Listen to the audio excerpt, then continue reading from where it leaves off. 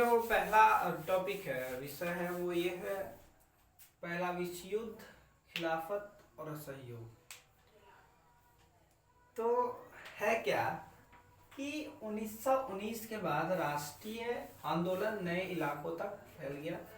जगह जगह पर लोग जानने लगे कि मतलब उनपे छोटे छोटे गांव में भी एक राष्ट्रीय भाव की, राष्ट्रवाद की भावना पैदा होने लगी। छोटे छोटे लोग भी चाहने लगे कि नहीं नहीं, ऐसा है कि हमारा भी एक अलग राष्ट्र होना चाहिए। तो पहले तो एक मुख्य रूप से 2 ही 3 4 ही जगह पर ऐसा था कि राष्ट्रवाद की भावना पैदा हुई थी। लेकिन ज्यों ज्यों समय बीतता गया, फ्रांसीसी क्रांति के बाद जैसे जैसे लोग जानने लगे कि नहीं, राष्ट्र भी कुछ होता है, हम किसी के अंदर क्यों जिए, और अगर जी रहे हैं तो उससे हम निकल भी सकते हैं।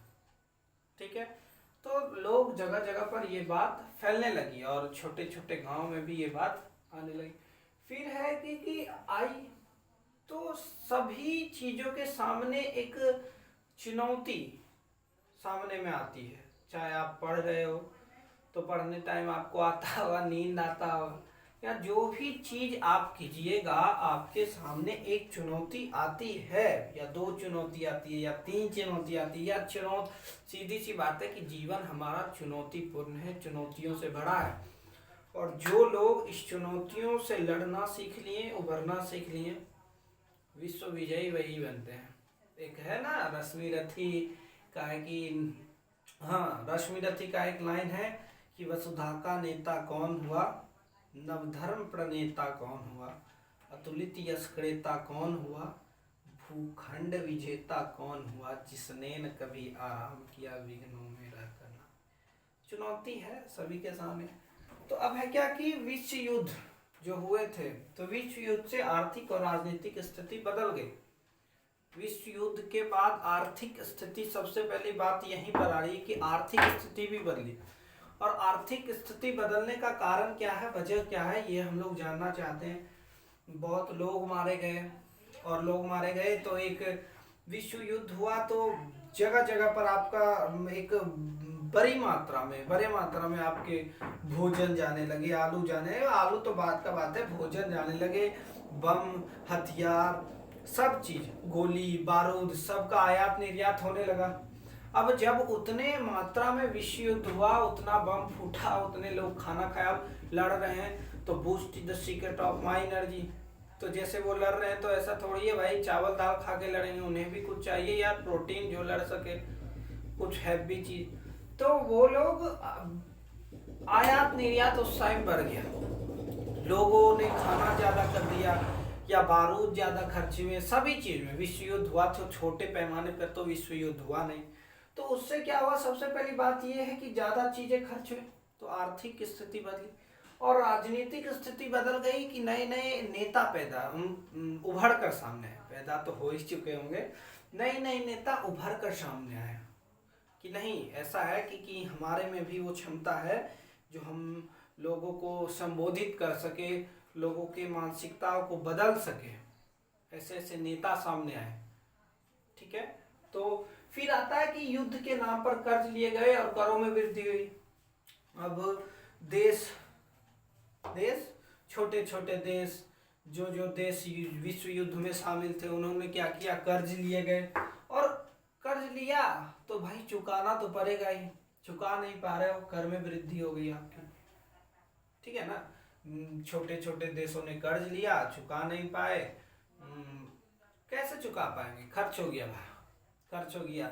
सैन्य बल तैयार करना ये कोई आम बात नहीं है। आपके पास एक अच्छा रक्षा वो है, सैन्य बल है, आर्मी है, तो उसको आपको बेहतर सुविधा उपलब्ध करानी पड़ेगी, आप ऐसे उन्हें नहीं रख सकते हैं। तो विश्व युद्ध में गए लड़ने भाई, सब चीज बढ़ गया, आर्थिक स्थिति बदल गई। फिर सीमा शुल्क बढ़ा दिया गया, आयात शुरू कर दिया गया। अब जब ऐसा है कि जब आर्थिक स्थिति बदल गई, तो सब लोग चाहते हैं कि आर्थिक स्थिति बदली तो हम कहीं ना कहीं अब ऐसा है, आप लोगों के मन में एक भाव उत्पन्न हो रहा होगा या क्वेश्चन राइज हो रहा होगा कि यार विश्व युद्ध तो हमारे इधर नहीं हुआ, दूसरे जगह हुआ, तो हमारे जगह क्यों पड़ा असर? बिहार के हो हम लोग, सॉरी हम बिहार के हैं, पर्सनली हमें देख रहे होंगे बहुत लोग, नहीं देख रहे तो देखेंगे आने वाले समय में, ठीक है। बिहार के हैं हम लोगों का, ज़्यादातर प्याज नासिक से आता है, महाराष्ट्र के साइड है एक, नासिक से आता है। तो ऐसा है कि जब वहाँ ज़्यादा बारिश एक बार हो गई तो यहाँ प्याज का दाम चढ़ गया। कैसे चढ़ गया? तो आप जहाँ से प्याज ले रहे हो वहाँ पर प्याज उपलब्ध ही नहीं है, और जो प्याज स्टोर है तो दाम तो चढ़ेगा ही, खाने वाले लोग घटेंगे नहीं बढ़ेंगे ही, ये तो निश्चित है। और अगर आपका स्टोर में और कम ही हो रहा है तो वो भाव तो चढ़ेगा ही। तो जिस तरह विश्व युद्ध वहाँ हुआ उसका असर यहाँ भी पड़ा, फसल बर्बाद हो गई, फ्लू फैल गया, ठीक है, उतना सारा खून खराबा हुआ, फ्लू फैल गया, फसल बर्बाद हुई, बहुत सारी चीज़ें हुई, और इसका असर हमारे भारत पे भी पड़ा और सभी जगह पड़ा। आर्थिक स्थिति बदली, राजनीतिक स्थिति बदली, नए नए नेता उभर कर सामने आए, बोले कि नहीं हम भी संबोधित कर सकते हैं लोगों को, मानसिकताओं को चेंज कर सकते हैं, और हम अपने राष्ट्र को एकत्रित राष्ट्र और एक अच्छे राष्ट्र के रूप में संबोधित करना, उभारना चाहते हैं, बनाना चाहते हैं, ठीक है। फिर आपका है कि 1913 से 1918 के बीच में कीमतें दोगुनी हो गई, लोग मरे, खा भी लिए मर भी गए। तो नई नई क्या हुआ, सामान खर्च हुआ और कीमतें दोगुनी हो गई। जब आर्थिक स्थिति चेंज हो गया तो कीमतें दोगुनी हुई। फिर जबरन भर्ती कराया गया, लोग मारे गए, भारी संख्या में लोग मारे गए, 120 से 30 लाख लोग जनगणना के अनुसार मारे गए। और जब मारे गए तो सेना, दोनों देशों की या कितने भी देशों की सेना मारी गई। तो जब मारी गई तो और भी तो आदमी चाहिए भर्ती के लिए, तो फिर क्या होने लगा कि जबरन भर्ती होने लगा, गांव से लोगों को उठाकर जबरदस्ती सेना में भर्ती कराने लगे।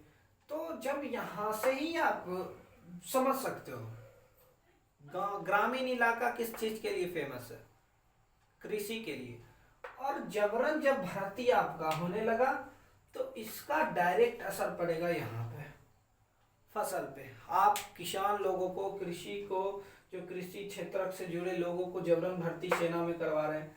सपोज दैट हमारा यहाँ 40 लोग हैं और 10 लोगों को आपने भर्ती कर लिया, तो 10 लोग तो यहाँ से हट गए, खाने वाले लोगों की कमी कभी नहीं होगी। 30 लोग कृषि के क्षेत्र में काम करने लगे, तो इसका सीधा असर फसल पर पड़ा, फसल बर्बाद हो चुकी, कुछ फसल बर्बाद हुई, कुछ फसल पर डायरेक्ट असर पड़ा, फसलें कम होने लगी। फिर फ्लू फैल गया और 1912 के जनगणना के मुताबिक दुर्भिक्षक और महामारी के कारण 1920 लाख लोग मारे गए, 1920 लाख लोग मारे गए। तो फिर क्या है कि इसका पूरा सारांश आपका निकल के यही आता है कि 1919 के बाद, 20 के बाद जो आधुनिक राष्ट्रवाद था उस पर बहुत असर डाला किसने, विश्व युद्ध ने। आर्थिक और राजनीतिक स्थिति को भी बदल दिया इन्होंने। क्या हो गया यहाँ पर आपका, कीमतें दोगुनी हो गई। क्यों? क्योंकि लोगों ने खाना ज़्यादा खाया और खाने के बाद तो मर भी गए यार, और मरे तो कहीं ना कहीं से तो भरण पोषण होना चाहिए, पूर्ति होना चाहिए। कीमतें दोगुनी हुई, कर बढ़ाया गया, आयकर शुरू कर दिया गया, और फिर जबरन भर्ती भी करने लगे। और जबरन भर्ती अगर आप ग्रामीण इलाके से कर रहे हो तो इसका साफ असर आपके फसल पे, आपके कृषि के क्षेत्र पे पड़ेगा, क्योंकि गांव में लोग किसान रहते हैं यार, और आप अगर वहां से ही जबरन भर्ती कर रहे हो तो आपके कृषि के क्षेत्र में सीधा सीधी असर पड़ेगा। ये समझने वाली बात है, और मैं समझ सकता हूँ कि हिस्ट्री ऐसा विषय है कि अगर लाइन बाय लाइन अगर पढ़ते रहोगे तो कम से कम 3-4 बार पढ़ोगे तभी समझ में आएगा, ठीक है। और फिर क्या हुआ कि किसी भी, देखो ऐसा है क्या कि हिस्ट्री को इंटरेस्टिंग बनाना है तो किसी चीज़ को कोरिलेट करने को, एक दूसरे से रिलेटेड करने का प्रयास करिए, ठीक है। वैसे मैं ज़्यादा अनुभवी हूँ नहीं, और भी लोग हैं यहाँ पर। तो फिर फसल खराब हो गया, और फिर 1921 के जनगणना के अनुसार 120 से 30 लाख लोग मारे गए, ठीक है। और अंततः लोगों ने यह सोचा कि एक समय ऐसा आएगा कि स्थिति सामान्य होगी और हम लोग फिर से एक सामान्य जिंदगी जिएंगे। लेकिन ऐसा नहीं होता, एक बार जो हो गया तो भाव चढ़ गया तो चढ़ता जाएगा। ठीक है, तो आज के लिए इतना ही, धन्यवाद।